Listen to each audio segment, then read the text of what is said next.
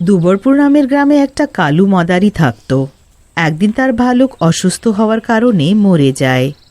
কালু মদারি এখন অনেক চিন্তিত থাকত, কারণ এবার সে কিভাবে রোজগার করবে এটাই ভাবত। তাই সে ভাবল যে জঙ্গল থেকে একটা নতুন ভালুক আনবে। কালু মদারি জঙ্গলে কোনো ভালুক পায়নি, কিন্তু একটা ভুতুড়ে ভালুক দেখতে পায়। সেই ভুতুড়ে ভালুক অনেক আজব ছিল, কারণ তার হৃদয় তার বুকে নয় বরং হাতে থাকে। সে নিজের হৃদয়কে লুকাতে থাকে, কালু মদারি তাকে লুকাতে দেখে নেয়। কারুর হৃদয় তার শরীর থেকে বাইরে বেরিয়ে কি করে থাকতে পারে? হ্যাঁ, ও সব বুঝতে পেরেছি আমি। এই ভাল্লুকটা কোনো সাধারণ ভাল্লুক নয়, এ হলো একটা ভুতুড়ে ভাল্লুক। তার উপরে এর হৃদয় এর শরীর থেকে বাইরে বেরিয়েও চলছে। হ্যাঁ, আমি বলি কি, আমি যদি এই ভুতুড়ে ভাল্লুকটাকে নিজের ভাল্লুক বানিয়ে নিই, এর খেলা দেখালে আমি অনেক টাকা পেয়ে যাব আর বড়লোক হয়ে যাব। কিন্তু এ তো খুবই সাংঘাতিক, একে ধরলে ধরবোটা কি করে? এই, তোরা তো সাহস কি করে হলো আমার হৃদয় চুরি করার? তুই দেখতে পাচ্ছিস না যে আমি কে? একবারে তোকে কাঁচা খেতে পারবো। আমাকে ভয় পা আর আমার হৃদয়টা ফেরত দে। যতক্ষণ এই হৃদয় আমার কাছে আছে তুই আমার কিচ্ছু করতে পারবি না। আমার যদি কিছু হয়েছে না, এই হৃদয়টাকে নিয়ে টুকরো টুকরো করে ফেলে দেব।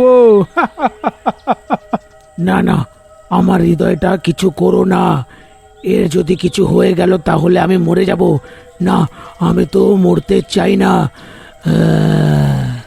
আমি তোকে তোর হৃদয়টা একটা শর্তে ফিরিয়ে দিতে পারি। আমি আমি তোমার সব শর্তে রাজি আছি। বলো বলো, আমাকে কি করতে হবে? হ্যাঁ, আমার কাছে একটা ভাল্লুক ছিল, সে এখন মরে গেছে, আর ভাল্লুক নেই তো কাজ নেই। সেই জন্যে তার বিনিময়ে তোকে নেচে খেলা দেখাতে হবে। আমি তোকে গ্রামে গ্রামে নিয়ে যাব, তাহলে আমি টাকা পাবো। আর যতক্ষণ আমি আরেকটা ভাল্লুক কেনার টাকা না রোজগার করি, ততদিন তুই ভাল্লুক হয়ে নাচবি। আর তারপরে আমি তোকে তোর এই হৃদয়টা ফিরিয়েই দেব, তোকে ছেড়েই দেব।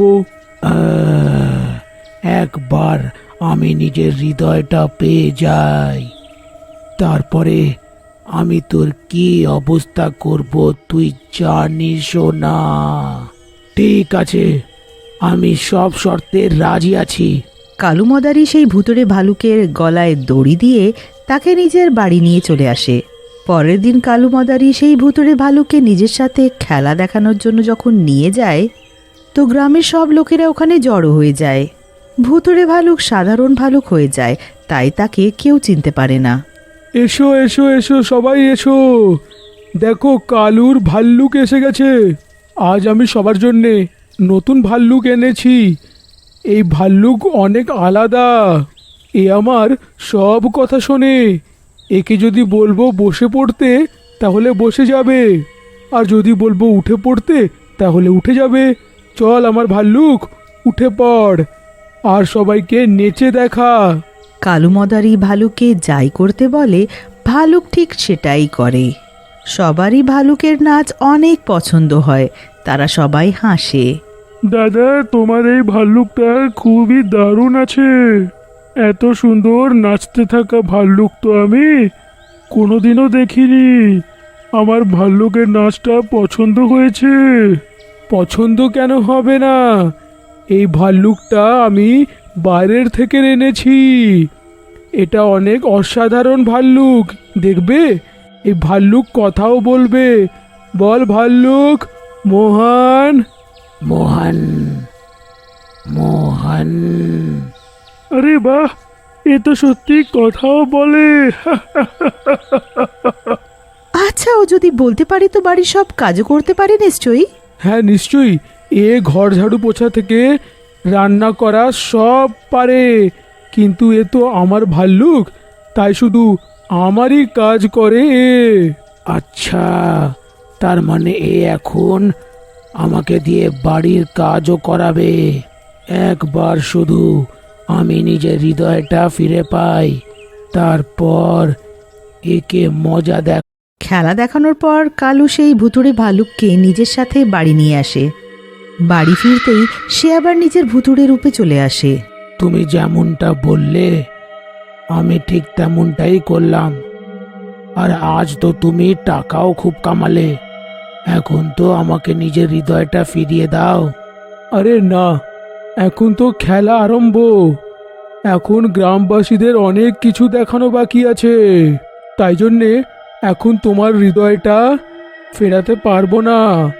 আর আমার সাথে বেশি তর্ক করবে না, না হলে হৃদয়টা কেটে বাদ দিয়ে দেব।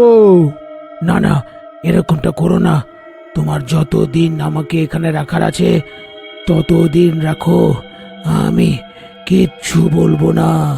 এইভাবে অনেক দিন পেরিয়ে যায়। কালু মদারি এখন অনেক ধনী হয়ে যায়। তার কাছে এবার অনেক টাকা জমা হয়ে গিয়েছিল। একদিন ভুতুড়ে ভালুক আবার নিজের হৃদয় ফেরত চায়। এখন তো তুমি অনেক টাকা কামিয়ে নিয়েছো, অনেক বড় লোকও হয়ে গেছো, এখন তো তুমি 10টা ভাল্লুক কিনে নিতে পারো। এখন তো আমাকে নিজের হৃদয়টা ফিরিয়ে দাও, আমাকে ছাড়া পাইয়ে দাও। আমার মনটা পাল্টে গেছে, তাই জন্যে ভাবছিলাম যে তোমার হৃদয়টা তোমাকে কোনোদিনও ফেরাবো না। তোমার হৃদয় যদি তোমাকে ফিরিয়ে দিই তাহলে আমি আবার ভিখিরি হয়ে যাব, আর তোমাকে ছেড়ে দিলে তোমাকে আর তো আমি খুঁজে পাবোই না। তুমি আমার সাথে প্রতারণা করেছো, এর শাস্তি তো তোমাকে ভুগতেই হবে। একদিন ভুতুড়ে ভালুক চুপচাপ কালুর খাবারে বিষ মিশিয়ে দেয়। সেই খাবার খাওয়ার সাথেই কালু অজ্ঞান হয়ে যায়।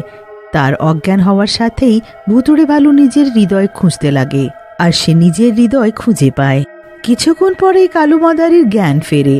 জ্ঞান ফেরার সাথেই সে ভালুককে আবার বাড়ির কাজ করতে বলে। তখনই ভালুক কালুকে জোরে আঁচড় মারে।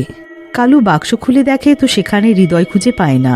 সে বুঝে নেয় যে হৃদয়টা এবার ভালুক পেয়ে গেছে। আমাকে কিছু করো না, আমি তোমার হৃদয় ফিরিয়ে দিয়েছি, আর আমি তোমাকে যাও ছেড়েও দিলাম। হ্যাঁ, এবার খুশি তো? হ্যাঁ হ্যাঁ, তুমি চলে যাও, হ্যাঁ চলে যাও, এইখান থেকে অনেক দূরে চলে যাও। কি করে চলে যাব আমি?